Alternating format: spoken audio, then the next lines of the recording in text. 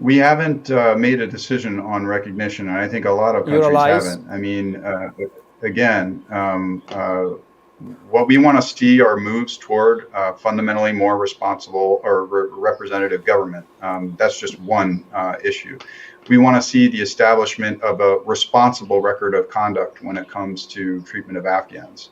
One of We want to see the this famous practice leaders. of detaining women, in particular detaining women protesters. We want to see that end resolutely, and those are ongoing areas of conversation. Anas Haqqani, one of the famous faces here in Kabul, in the Islamic Emirate of Afghanistan, he said recently that recognizing the Taliban government is going on silently by the international community. Does the United States doesn't know about this, or they don't want to know the people know about this move?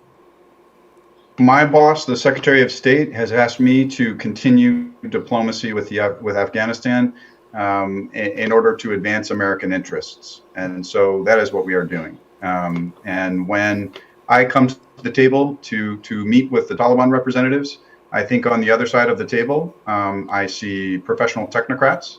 I see Mr. Mutaki Saib and a range of others. On our side of the table, you see individuals from the Treasury Department, from USAID,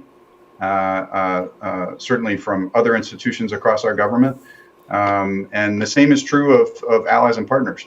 Our belief is that diplomacy with the Taliban is part of what's necessary to see our interests achieved in Afghanistan. And so we're not always going to agree. In fact, we have some big disagreements. They have some disagreements with me, and I do with them as well, but we're going to continue this One of the biggest concerns that most of the evacuees that have, those who are evacuated by the United States and left in some of the countries, they are facing an unfortunate destiny, and they're claiming about it. And I'm sure that you have seen their protests in some of the countries. What will happen to their destiny? Is there any plan on the table for the United States? Yes, I mean, what we are facing in the United States, and I think this is true for other countries as well, is that we have a particular system in our country to absorb new refugees, new folks entering our country. And that system, with the sheer number of Afghans we are talking about who need to come in, is overwhelmed. And there is a lack of capacity to see individuals settled into communities in the United States. And so, and what about those who are here in Afghanistan itself? You left your allies here. Is there any plan to evacuate them and take them to your country or somewhere else? So I would not use the term evacuation. We are done with that term. Do I want to see the safe travel and safe departure for Afghans who have passports and have visas and wish to leave the country? Yes, I want to see that. But Taliban have banned this recently. I'm sure that you got the news. Taliban will not allow anyone to go abroad. Yeah, I saw these remarks. What I want to do is have a conversation with Taliban representatives about those remarks and what they really mean. I'm not sure that I've seen an official policy come out, but yes, I saw those remarks, and frankly, I find them very worrying. Mr. West, the CENTCOM commander expressed his concern over the presence of ISIS and Al-Qaeda here in Afghanistan. But on the other side, Taliban deny such allegations. And people right now, they don't know whom should they trust, the United States or the Taliban? Well, look, when it comes to Islamic State, this is a common enemy of the United States and the Taliban. These horrific attacks that went off in the fall in Kabul and Kunduz and Kandahar, we never want to see attacks like that against civilians again. And so, we definitely have concerns about the nature of the Taliban's campaign against ISIS, but we want to see that succeed. We don't want to see any ISIS-K in Afghanistan.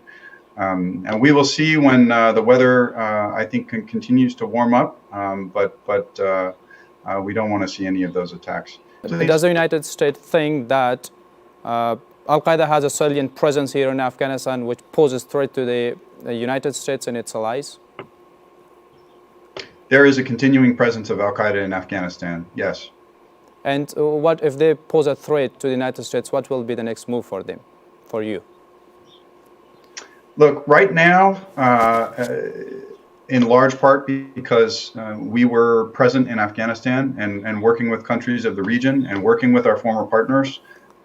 We dramatically decimated the Al-Qaeda threat in Afghanistan. And so I do not think they pose a major threat. I think we're more worried about Islamic State at the moment. But are they still present? Yes. Are we worried about them? Yes. We're worried about the possibility that it could grow over time. In general, what is the United States' concern here in the region? Right now, my top concern is the suffering of 40 million Afghans. I mean, my goodness, I read the news and it is heartbreaking. There are people selling their organs. There are people who are resorting to selling their children. There are people who have no choice but to marry off daughters and so forth. This is not a good situation. It's not in America's interests. It's not in anybody's interests for the economic situation to be so dire. And so my number one priority is to take steps that stabilize the economic situation. A lot of that has everything to do with the Taliban and its decisions. They have to take steps to attract donor funding. They have to take steps to professionalize the central bank and get in more capable expertise. But the international community has to play a role in this instance as well. My other priority is to just make very, very clear that the rights of all Afghans are important to the international community. And we do want to see the extraordinary gains achieved over the past 20 years protected. Mr. West, you as a representative of the United States, do you know that the United States will continue its humanitarian assistance for the Afghans if it's your priority that you think that people are suffering here? Will the United States continue its? Unfortunately, I think Afghanistan is going to require humanitarian assistance for a long time. And I am very confident that the United States will continue humanitarian assistance in Afghanistan. The bigger challenge, I think, is how to identify a program of non-humanitarian aid that will assist the economy and in its efforts to build up. I think we all know the figures that this is an economy during the Republic's time where 75% of public expenditures were foreign donor funded. It's not clear right now who is going to be willing to step up. It's very hard within my country, for instance, to make this case when, frankly, the Taliban is in charge, yes. and we still have an ongoing conversation about these issues. In your last interview with Atullah News, you said that you will travel to Afghanistan. Is the plan still on the table for you, or you have changed your plan? I don't think I said I will travel to Afghanistan. What I said is that I want to, and that is still true. In this job, I think the biggest weakness I have right now is I don't get to sit down and talk to Afghans and hear from them face to face. And you are concerned about the security private sector, as well. from bank owners. Now I hope to travel soon. Right. And you're concerned about the security. Do you think that we have that security for you, that you can come here and we host you?